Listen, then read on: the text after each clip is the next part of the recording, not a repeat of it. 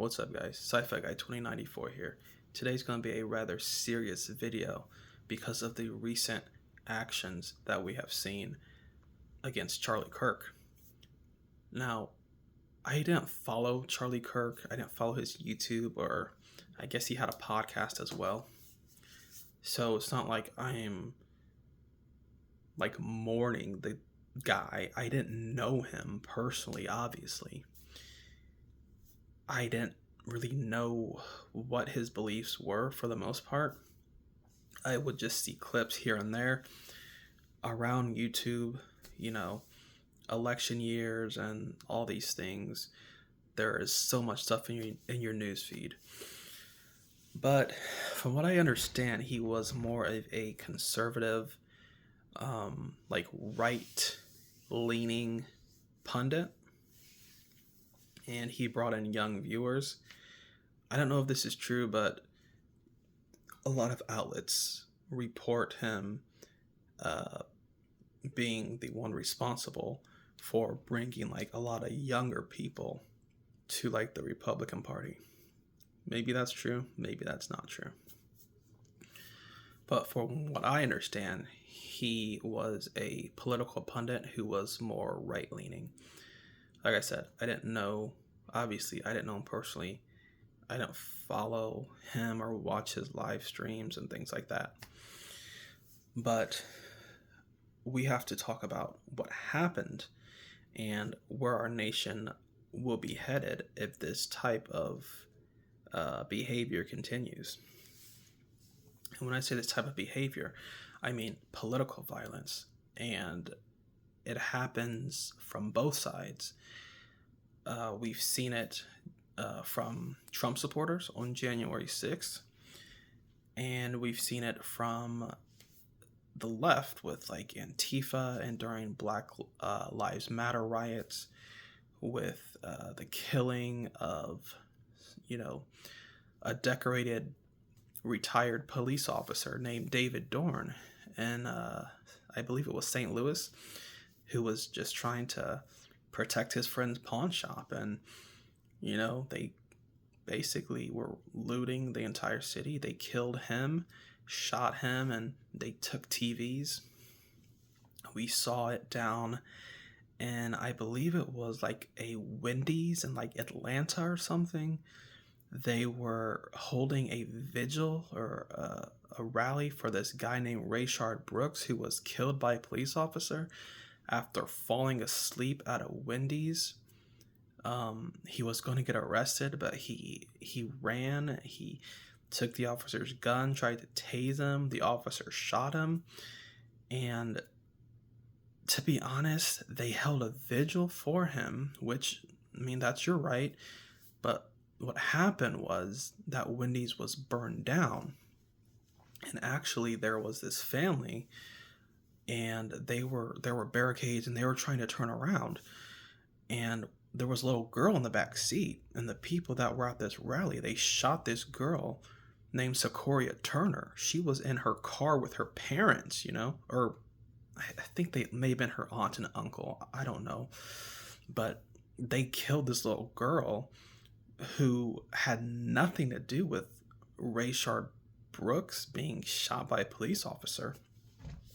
And, we saw many businesses, small business owners, that were, their businesses were looted and destroyed, all because of, the Black Lives Matter movement, which initially had some valid concerns and criticisms of police brutality and the justice system, which is totally fine. You're free to express your opinions about how you want policing to be done and criminal justice reform.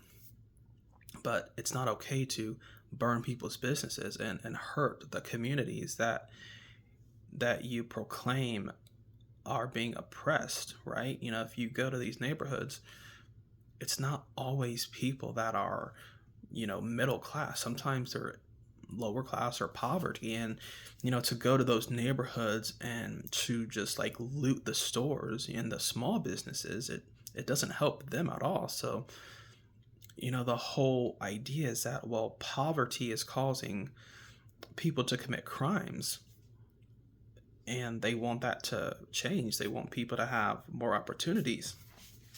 But then if you go into these neighborhoods and you destroy their businesses and you burn them down, and let's say they can't open back up because they don't have insurance or they're not big businesses, then you're repeating the cycle, because now you have this impoverished area where these businesses can't open back up, and then you're going to have more crime, right? And then you're going to have more run-ins with the police because police are responding to crime. So, if these people are committing violent crimes and they come into contact with police, and there's a police interaction, now the odds are increased that you're going to have police shootings against these people that are committing the crimes.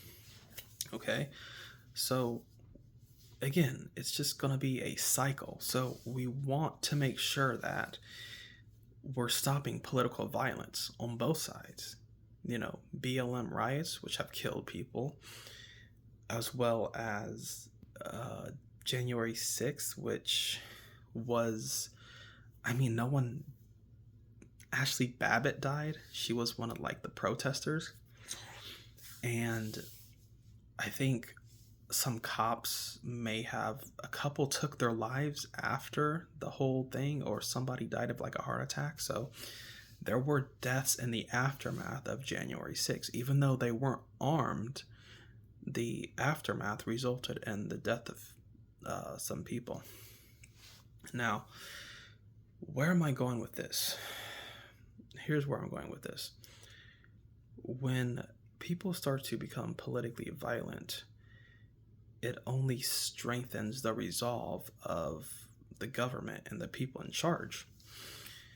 Now, if you remember in the Hunger Games, the whole premise of this is that they hold these games every year in order to basically punish the people who were responsible for the insurrection that nearly toppled the government. So they have to compete in these games. It's basically punishment for them for trying to overthrow the government. Now, we need laws, we need government, we need a society that has all these things in place so we can just live basic lives. Of course, you need government to do its basic duties. So, of course, I'm not against government, but we want to respect the government, but we don't want them to overreach. So when you have this political violence, then the government can, all of a sudden, they can start enacting more restrictive laws and practices. Now, of course, this is hyperbolic. I don't really believe that the government is going to make us compete in Hunger Games. Some people might like that.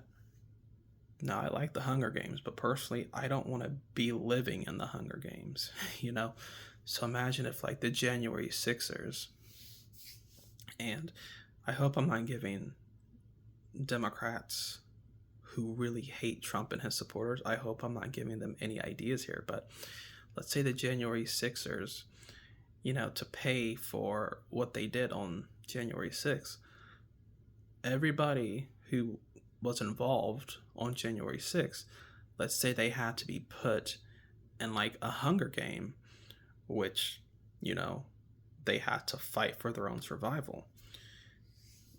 Again, I think Democrats, some of them may get a kick out of that, but if we don't want to head towards a dystopian society, then the political violence and rhetoric has definitely got to be toned down.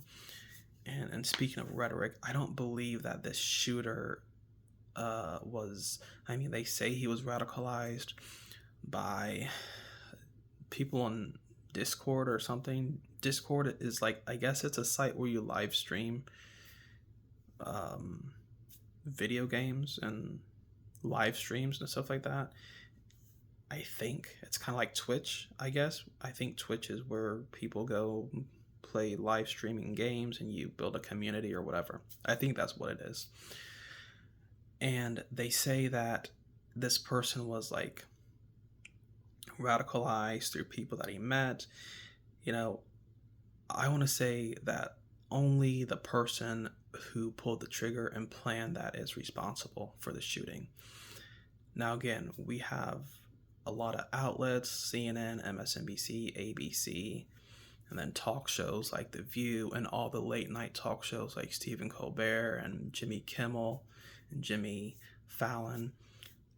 They're always attacking Trump and his supporters. They're always saying that he's a fascist and things of that nature. So yes, there's way too much rhetoric coming out about him being a fascist.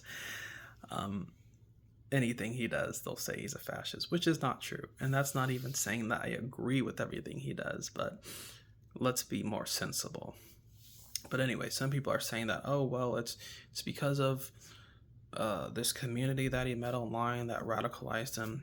Personally, I just believe the person is responsible for their own actions. I don't believe anyone on Discord is responsible for what this guy did to Charlie Kirk.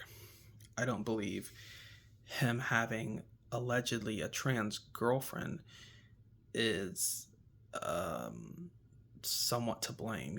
Apparently his transgender girlfriend or his transgender lover is cooperating with the FBI, and it's a male to female, and I guess she is cooperating and giving over evidence to the FBI.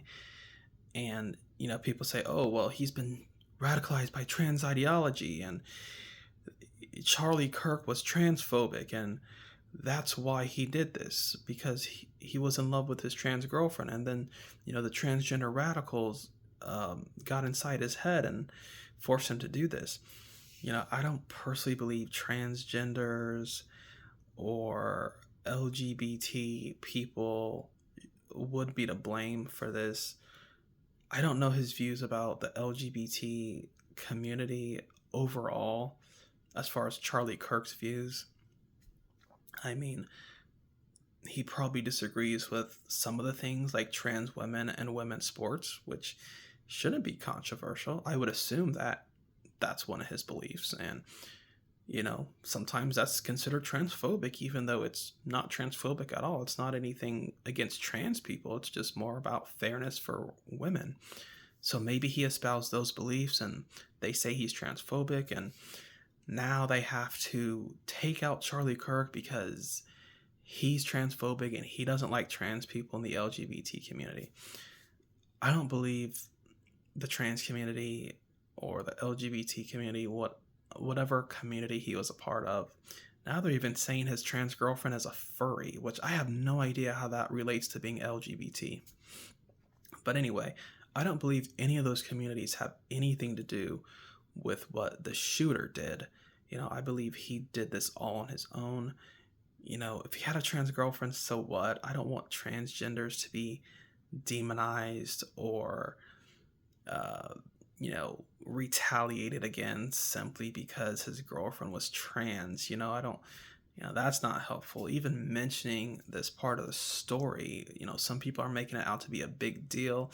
I just don't want this to turn into like a situation where a group of people become like a scapegoat, and personally, they say that it's a marginalized community. Yes, sometimes it can be a little bit extreme with like, in Florida, they were trying to ban cabaret shows, which I guess are like drag shows, which I don't know if that's considered trans community, because some people are just men and they live their lives as men, like regular men, but they do drag. So I'm not sure if that would even be considered trans, because for all I know, there's straight guys with wives and kids that do drag. You know what I mean? It doesn't mean they're necessarily trans or gay. But anyway, that's besides the point.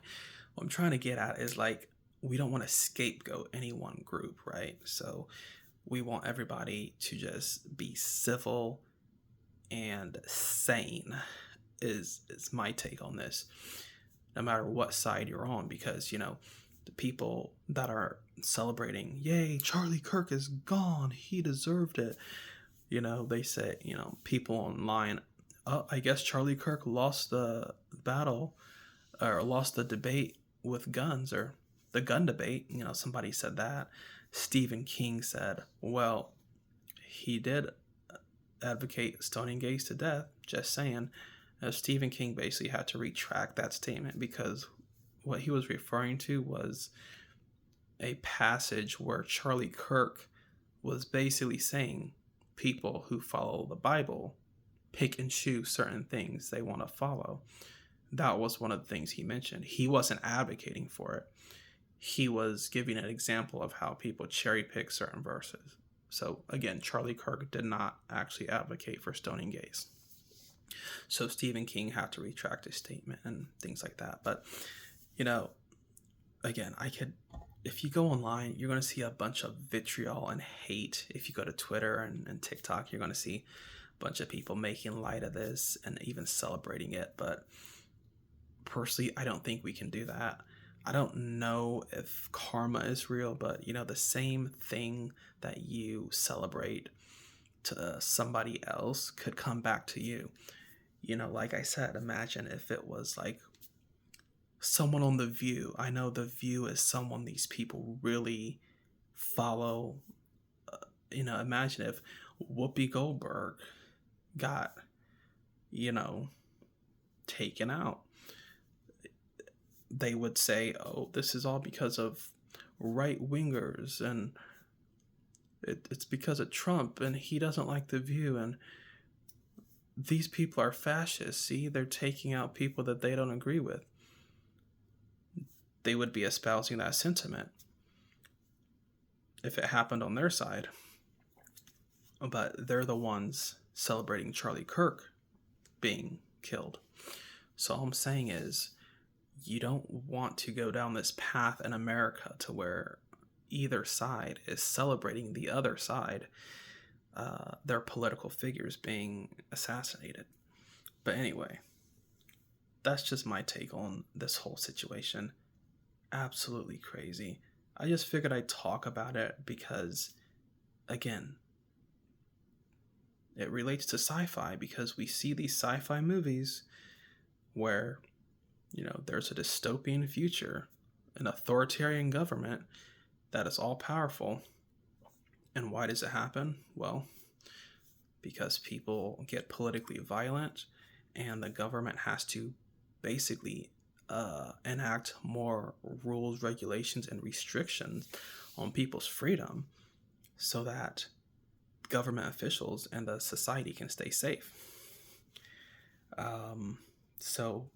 Anyway, that is my take on this whole situation. So comment down below what you think.